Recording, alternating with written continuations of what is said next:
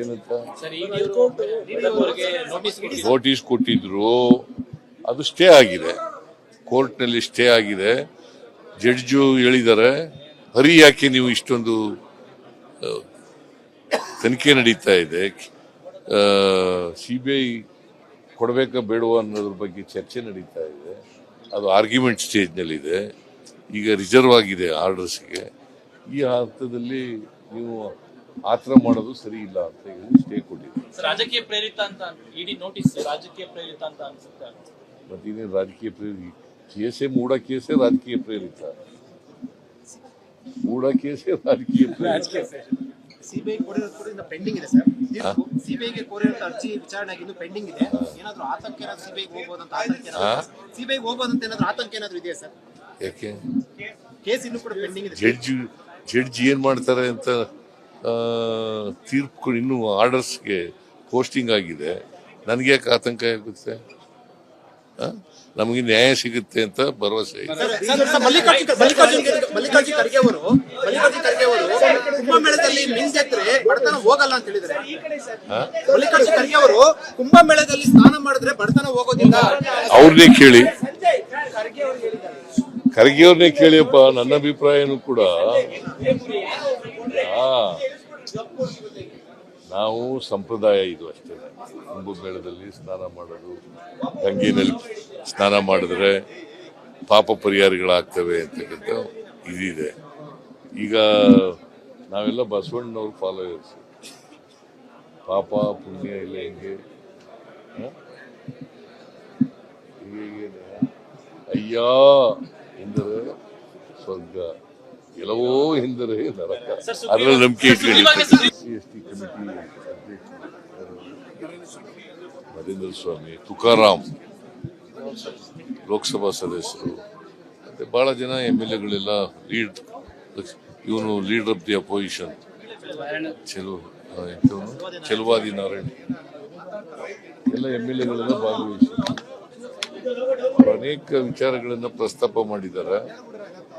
ಅದಕ್ಕೆ ಬಹಳ ಮುಖ್ಯವಾಗಿ ಕನ್ವಿಕ್ಷನ್ ರೇಟು ಅದು 20ರಲ್ಲಿ 10% ಇತ್ತು, ಈಗ 7% ಬಂದಿದೆ. ಅದಕ್ಕೆ ಅದನ್ನ ಕನಿಷ್ಠ 10%ಗಿಂತ ಹೆಚ್ಚಿರಬೇಕು, ಅದು ಮಾಡಬೇಕು ಅಂತ ಹೇಳಿದ್ದೀನಿ. ಮತ್ತೆ ಅದಕ್ಕೋಸ್ಕರ ಪೊಲೀಸ್ನವರು ಮೀಟಿಂಗ್ ಮಾಡಬೇಕು, ಪ್ರಾಸಿಕ್ಯೂಷನ್ನವರು ಮೀಟಿಂಗ್ ಮಾಡಬೇಕು, ರಿವ್ಯೂ ಮೀಟಿಂಗ್ ಮಾಡಬೇಕು ಅಂತ ಹೇಳಿದ್ದೀನಿ. ಮತ್ತೆ ಡಿಸಿಗಳು 3 ತಿಂಗಳಿಗೆ ಒಂದ್ಸರಿ ಮೀಟಿಂಗ್ ಮಾಡಬೇಕು ಅಂತ ಇದೆ. ತಪ್ಪದೇನೆ 3 ತಿಂಗಳಿಗೆ ಮೀಟಿಂಗ್ ಮಾಡಬೇಕು, ರಿವ್ಯೂ ಮಾಡಬೇಕು. ಎಲ್ಲಿ ಇದಿದ್ದಾವೆ ಅವು ಯಾವ ಅಧಿಕಾರಿಗಳು ವಿಳಂಬ ಮಾಡ್ತಾ ಇದ್ದಾರೆ ಅವ್ರ ಮೇಲೆ ಕ್ರಮ ತಗೋಬೇಕು ಅಂತ ಹೇಳಿದ್ದೀನಿ. ಸೊ ಅನೇಕ ಜನ ನಮ್ಮ ಇವರು ರಿಸರ್ವೇಷನ್ ಬಗ್ಗೆ ಮತ್ತೆ ಬ್ಯಾಕ್ಲಾಗ್ ಬಗ್ಗೆ ಇವೆಲ್ಲ ಮಾತಾಡಿದ್ದಾರೆ. ಅವನ್ನೆಲ್ಲರೂ ಕೂಡ ಸರಿಪಡಿಸಬೇಕು. ಮತ್ತೆ ನಾನು ಚೀಫ್ ಸೆಕ್ರೆಟರಿ ಒಂದು ರಿವ್ಯೂ ಮೀಟಿಂಗ್ ಅನ್ನ ಮಾಡ್ತಾ ಇದ್ದೀವಿ ಬ್ಯಾಕ್ಲಾಗ್ ಬಗ್ಗೆ. ಮತ್ತೆ ಅನೇಕ ಹುದ್ದೆಗಳನ್ನು ತಪ್ಪಿಸ್ತಕ್ಕಂಥ ಪ್ರಯತ್ನಗಳು ನಡೀತಾ ಇದ್ದಾವೆ ಅಂತ ಹೇಳಿ ಆರೋಪಗಳನ್ನು ಮಾಡಿದ್ದಾರೆ. ಅದನ್ನ ಎಲ್ಲ ಯಾವ್ಯಾವ ಇಲಾಖೆಯಲ್ಲಿ ಬ್ಯಾಕ್ಲಾಗ್ ಹುದ್ದೆಗಳಿದ್ದಾವೆ ಅದನ್ನೆಲ್ಲ ನೋಡಿ ಮಾಡ್ತಕ್ಕಂಥದ್ದು. ಮತ್ತೆ ರಿಸರ್ವೇಷನ್ ಇನ್ ಪ್ರಮೋಷನ್ ಅದ್ರ ಬಗ್ಗೆನೂ ಕೂಡ ಮಾತಾಡ್ತೀನಿ.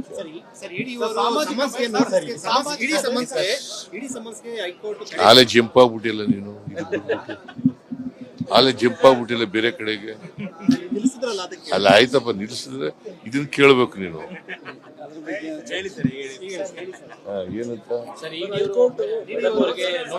ನೋಟಿಸ್ ಕೊಟ್ಟಿದ್ರು, ಅದು ಸ್ಟೇ ಆಗಿದೆ, ಕೋರ್ಟ್ನಲ್ಲಿ ಸ್ಟೇ ಆಗಿದೆ. ಜಡ್ಜು ಹೇಳಿದ್ದಾರೆ, ಹರಿ ಯಾಕೆ ನೀವು ಇಷ್ಟೊಂದು ತನಿಖೆ ನಡೀತಾ ಇದೆ, ಸಿಬಿಐ ಕೊಡಬೇಕಾ ಬೇಡವಾ ಅನ್ನೋದ್ರ ಬಗ್ಗೆ ಚರ್ಚೆ ನಡೀತಾ ಇದೆ. ಅದು ಆರ್ಗ್ಯುಮೆಂಟ್ ಸ್ಟೇಜ್ನಲ್ಲಿದೆ. ಈಗ ರಿಸರ್ವ್ ಆಗಿದೆ ಆರ್ಡರ್ಸ್ಗೆ. ಈ ಹಂತದಲ್ಲಿ ನೀವು ಆತರ ಮಾಡೋದು ಸರಿ ಇಲ್ಲ ಅಂತ ಹೇಳಿ ಸ್ಟೇ ಕೊಟ್ಟಿದೆ. ರಾಜಕೀಯ ಪ್ರೇರಿತ ಅಂತ ಇಡಿ ನೋಟಿಸ್ ರಾಜಕೀಯ ಪ್ರೇರಿತ ಅಂತ ಅನ್ಸುತ್ತೆ. ಮತ್ತೆ ಇನ್ನೇನು ರಾಜಕೀಯ ಪ್ರೇರಿತ ಕೇಸೇ ಮೂಢ ಕೇಸೇ ರಾಜಕೀಯ ಪ್ರೇರಿತ. ಮೂಢ ಕೇಸೇ ರಾಜಕೀಯ ಪ್ರೇರಿತ. ಸಿಬಿಐ ಕೋರಿರೋದು ಕೂಡ ಇನ್ನು ಪೆಂಡಿಂಗ್ ಇದೆ ಸರ್. ಸಿಬಿಐಗೆ ಕೋರಿರೋ ಅರ್ಜಿ ವಿಚಾರಣೆ ಇನ್ನು ಪೆಂಡಿಂಗ್ ಇದೆ. ಏನಾದ್ರು ಆತಂಕ ಏನಾದ್ರು ಸಿಬಿಐಗೆ ಹೋಗ್ಬೋದು ಅಂತ ಸಿಬಿಐಗೆ ಹೋಗ್ಬೋದು ಅಂತ ಏನಾದ್ರು ಆತಂಕ ಏನಾದ್ರು ಇದೆಯಾ ಸರ್?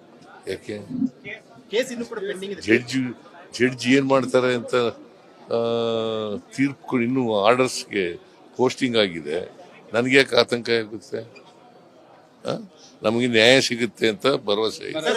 ಮಲ್ಲಿಕಾರ್ಜುನ್ ಖರ್ಗೆ ಅವರು ಕುಂಭಮೇಳದಲ್ಲಿ ಮಿಂಚೆತ್ತರೆ ಬಡತನ ಹೋಗಲ್ಲ ಅಂತ ಹೇಳಿದ್ರೆ, ಮಲ್ಲಿಕಾರ್ಜುನ್ ಖರ್ಗೆ ಅವರು ಕುಂಭಮೇಳದಲ್ಲಿ ಸ್ನಾನ ಮಾಡಿದ್ರೆ ಬಡತನ ಹೋಗೋದಿಲ್ಲ. ಅವ್ರನ್ನೇ ಕೇಳಿ, ಖರ್ಗೆ ಅವ್ರನ್ನೇ ಕೇಳಿಯಪ್ಪ. ನನ್ನ ಅಭಿಪ್ರಾಯನೂ ಕೂಡ ನಾವು ಸಂಪ್ರದಾಯ ಇದು ಅಷ್ಟೇ. ಕುಂಭಮೇಳದಲ್ಲಿ ಸ್ನಾನ ಮಾಡೋದು, ಗಂಗೆನಲ್ಲಿ ಸ್ನಾನ ಮಾಡಿದ್ರೆ ಪಾಪ ಪರಿಹಾರಗಳಾಗ್ತವೆ ಅಂತಕ್ಕಂಥ ಇದಿದೆ. ಈಗ ನಾವೆಲ್ಲ ಬಸವಣ್ಣನವ್ರ ಫಾಲೋವರ್ಸ್. ಪಾಪ ಪುಣ್ಯ ಇಲ್ಲ ಹೆಂಗೆ ಅಯ್ಯ ಎಂದರೆ ಸ್ವರ್ಗ, ಎಲ್ಲವೋ ಎಂದರೆ ನರಕ. ಅದರಲ್ಲಿ ನಂಬಿಕೆ ಇಟ್ಕೊಂಡಿರ್ತೀವಿ.